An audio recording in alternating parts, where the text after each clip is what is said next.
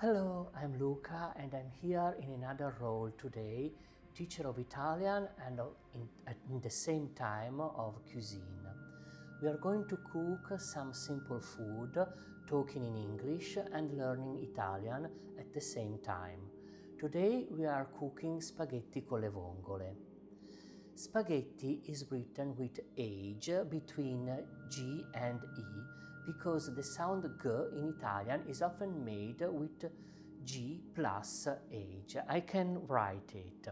So, the singular is spaghetto, which is singular, and we have spaghetti, plural. As you can see, the sound G is G plus age, and you have the sound G. So we have spaghetti plural with I and spaghetto singular with O. So the recipe is spaghetti con le vongole. Con is the preposition with, so we have here con is the preposition with. And then we have vongole. Vongole is clams, and there is vongola, singular, vongole, plural. So we have a lot of singular and plurals. Le is the article, and we'll add articles for another lesson. I washed the clams in a colander. In Italian, colander is scolapasta, and it is a very important word because it can teach us how compound words are built in Italian. We used to put together first a verb in its imperative form and then a noun.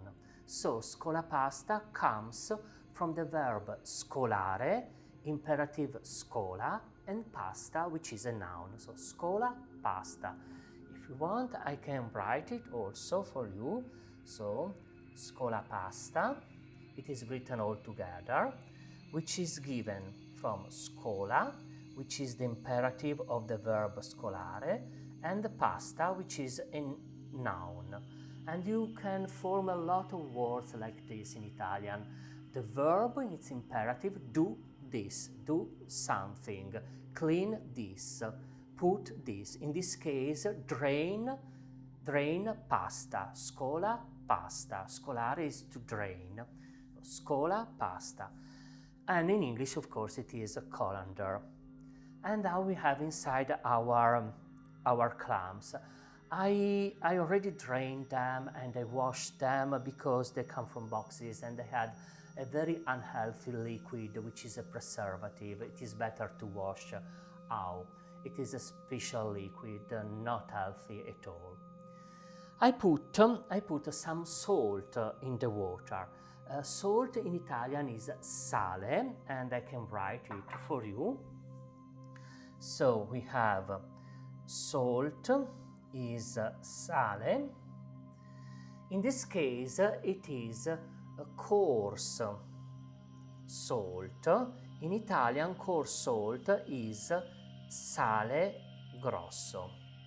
And here we have a lot of grammar rules. The first one is that in Italian we tend to put adjectives after the nouns and not before, like in English. So grosso, which means large, is put after the noun sale. Sale, grosso. Grosso is large, adjective, after the noun. In English, coarse, salt. So we have this sale grosso, and I put sale grosso in the water. To put, I'm also mix a bit. To put in Italian is mettere. I can write it for you. To put is mettere. So in this case, metto is the first person, the first singular person. Io metto. And here we are opening a lot of important rules about the verb. But before touching the rules, I heat the water. I make the water boil. So water is acqua, and I can write it for you. Water is acqua. And to heat is cuocere, another verb, and it is nice now. We are waiting for the water to boil. We can see some verb together. We started with the verb mettere, which is to put, and we can conjugate the present simple. Present simple in Italian is indicativo presente. So present simple is indicativo presente. And we can try the present simple of mettere. It is io metto, I put. Tu metti, you put. And now there are a lot of pronouns because it is egli, ella, esso, essa, lui, lei, mette. So the third person of the singular is mette with the sound e. And I used a lot of pronouns because there are old ones and new ones. To say nowadays in Italian, in modern Italian, he puts, you have to say lui mette. So the pronoun for the masculine is lui, which is he. And for the feminine is lei, which is she. And these are modern, lui and lei. But in the past, a lot of other pronouns were used. You can find in grammars, and you can find especially in the bureaucratical jargon. For instance, I write them here, esso for the masculine, egli with this sound typical of Italian, l. So esso, egli. And for the feminine, essa, ella, like in French, elle, ella. For the plural, we have also essi, which is plural.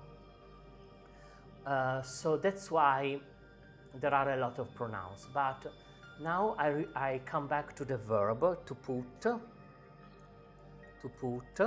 mettere. And we can see again all the conjugations. So io metto, tu metti, egli, or better, lui for the masculine, lei for the feminine, mette. In Italian we don't have a neutrum, for nothing. Even things have a sex. So we never use neutrum. So lui, he, lei, she, mette, noi mettiamo, noi is we, voi mettete, voi is you, plural, voi mettete, and then loro mettono. Loro is a new pronoun. In the past it was essi mettono. So from now I'm using the modern pronouns. I left the old ones to the grammar books, but you can see written here. So we have seen the verb mettere, which is to put. I used also the verb prendere. To prendere is to take. So to take, infinitive is prendere. And here we have the indicativo presente. indicativo presente, which is present simple. And it is io prendo. You see, first person always in O. Tu prendi. Lui prende. Noi prendiamo. Voi prendete. Loro prendono. So about, because there are 3 conjugations in Italian, but about, O for the first person, io prendo, I for the second person, tu prendi, E for the third person, egli o lui, lei prende, iamo or amo for the first plural person, so noi prendiamo, ate o ete with te for the second plural person, voi prendete, and ono or no for the third plural person, loro prendono. Io prendo, tu prendi, lui prende, lei prende, noi prendiamo, voi prendete, loro prendono. So we have seen two verbs, mettere, to put, and prendere, to take. And I see that it is boiling.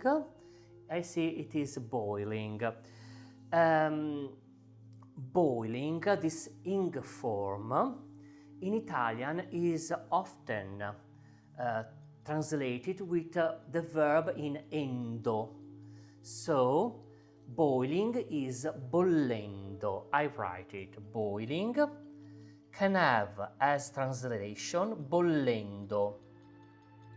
It is one of the translation of the English ing form. The English ing form has a lot of translations in Italian because it is a very flexible form in English, and for this reason in Italian we translate it with a lot of words, noun, adjectives, verbs. In this case, l'acqua sta bollendo. The water is boiling, where sta is the verb stare, which is a synonymous of to be. The water is boiling, and it is really boiling. So I put spaghetti in the water, metto gli spaghetti nell'acqua, and I mix also a bit. Well, I wait a second and I mix a bit. In the meanwhile, we can see some other verb. For instance, a very important verb in cooking is to cook, of course. To cook. To cook is the verb cuocere, with this sound, cuocere. And it is not simple to pronounce, and it is not simple to conjugate, but we try it. So, do you remember the first person of the verb? Io cuocio, with O, io cuocio. Always, of course, indicativo presente, which is present simple, io cuocio. Tu cuoci. Lui, oh, the water is boiling, and we are trying to avoid the disasters. So, tu cuoci, lui cuoce, lui or we have seen lei, so he or she, lui or lei, cuoce. Noi cuociamo, voi cuocete, loro cuociono.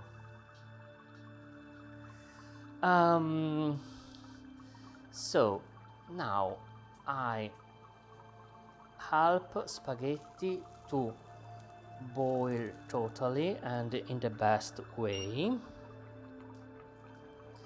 And of course we have what we call tempo di cottura. What is tempo di cottura? Tempo is time, and now I'm writing it. Cottura is cooking. So we have an English ing form, cooking, translated with in Italian noun. So we have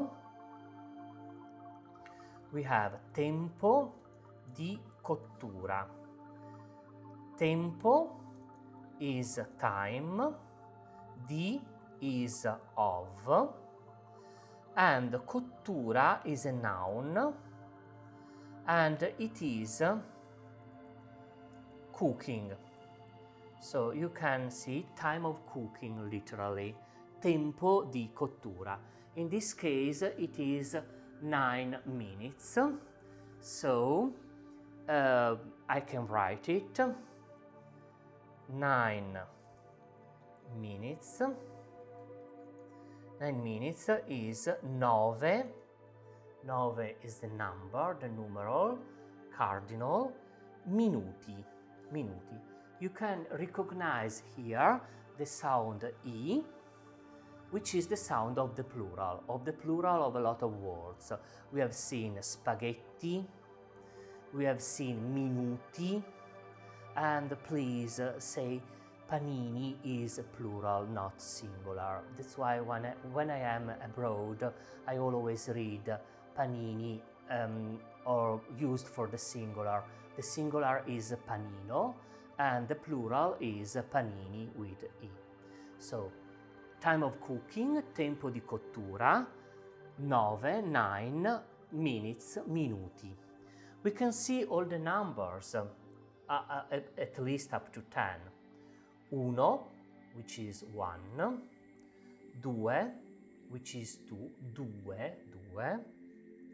tre, which is 3, quattro, which is 4, cinque, which is 5, sei, which is 6, sette, which is 7, 8, which is 8, which is 8, 9, which is 9, 10, which is 10.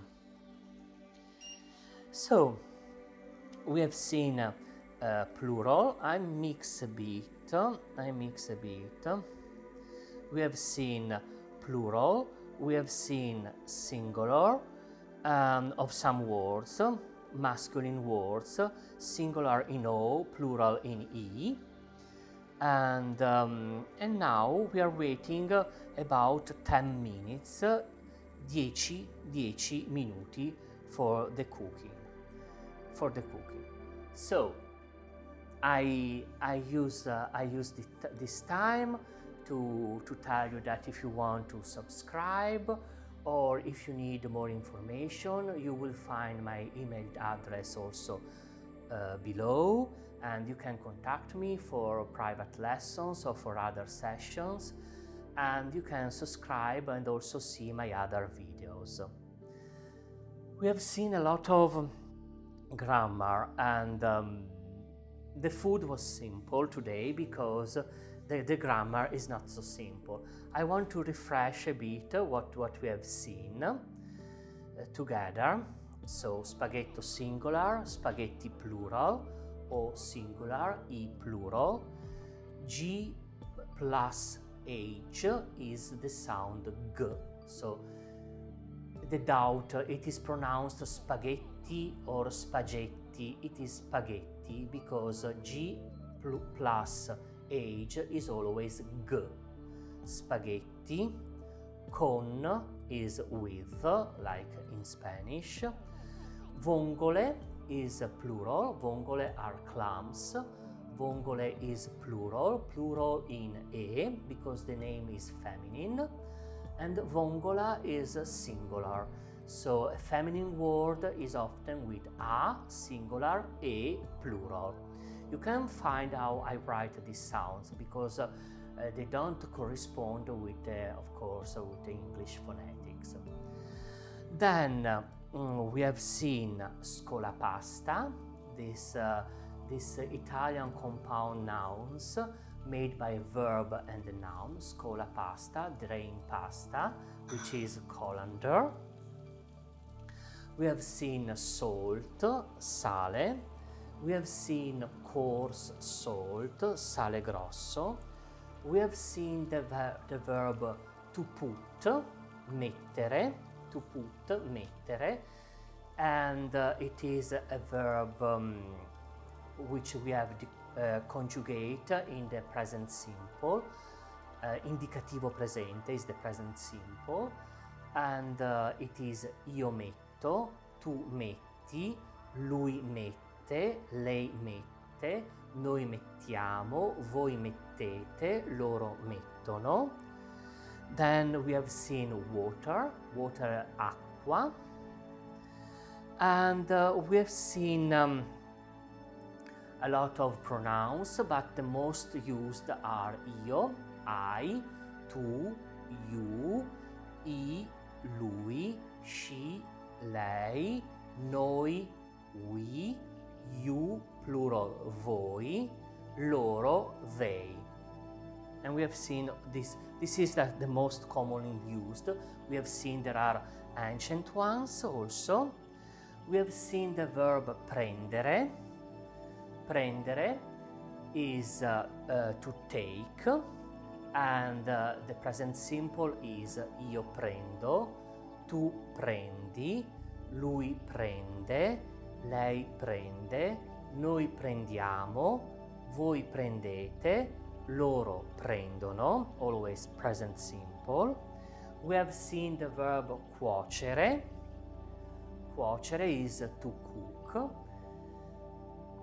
Io cuocio, tu cuoci, lui, lei cuoce, noi cuociamo, voi cuocete, loro cuociono. We have seen also, and you can find it very often on the boxes of pasta, tempo di cottura. Tempo is time, di is of, cooking, this English ing form in this case is translated with a noun, cottura, cottura. So tempo di cottura, time of cooking. In this case it was 9 minutes, and we can also control, they've not passed yet, so 9 minutes, 9 minuti, 9 the number, the cardinal number 9, and minuti is minutes. Always this masculine noun, O for the singular, I for the plural. So 9 minuti, and we've seen also the cardinal numbers up to 10. 1, 2, 3, 4, 5, 6, 7, 8, 9, 10. If somebody speaks Spanish, can see the similarity with the Spanish language. And then our pasta is almost cooked.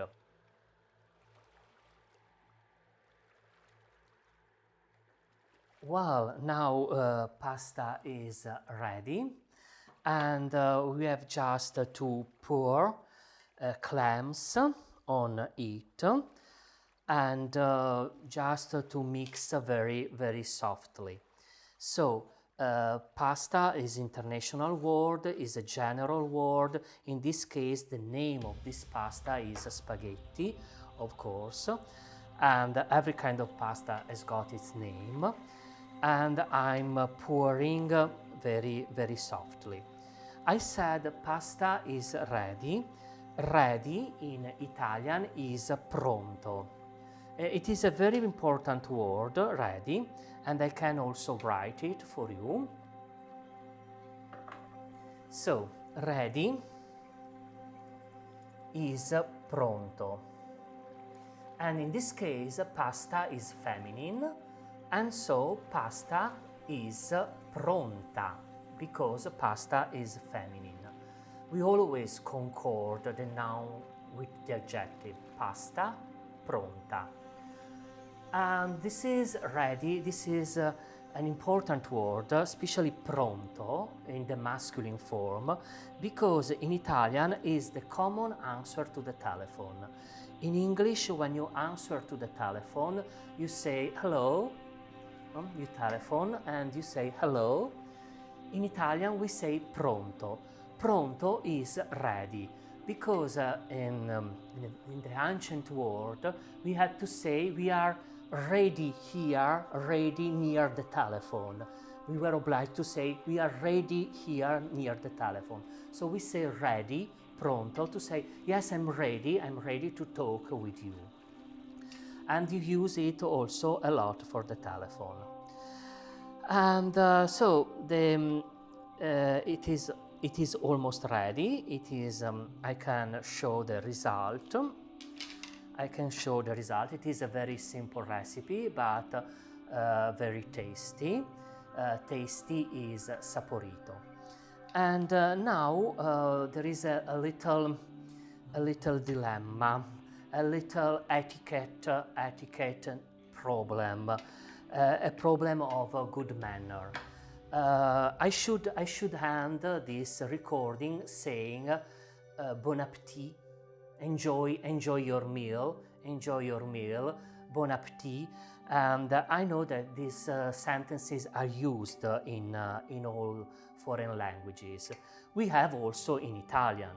In Italian, the word, the expression is buon appetito. It is very similar to the French one, buon appetito. But here there is a big problem. This sentence, buon appetito, in modern etiquette is considered very rude, very unpolite, very bad-mannered, and it is used only by the populace. Only the little populace used buon appetito. And so, what can we say instead of that?